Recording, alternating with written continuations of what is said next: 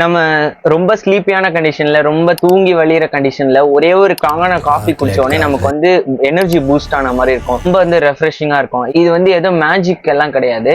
இது வந்து ஒரு நம்ம பிரெயின்ல நடக்கிற ஒரு சின்ன ட்ரிக். நம்ம அந்த ஸ்லீப்பியாவும் ரொம்ப டயர்டாவும் ஃபீல் பண்றது விஷயத்துக்கான பாத்தீங்கன்னா அது வந்து பிரெயின்ல வந்து அடினோசிலின் அப்படின்னு சொல்லி ஒரு ஒரு என்சைம்ஸ் வந்து சுரக்கும்.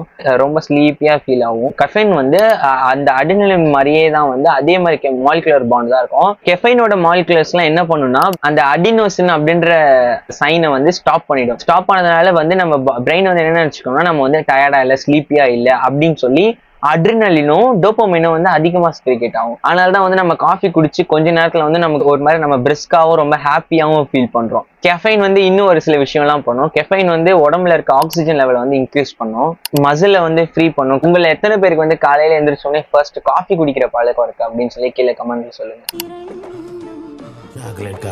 தேங்க்யூ ஃபார் வாட்சிங்.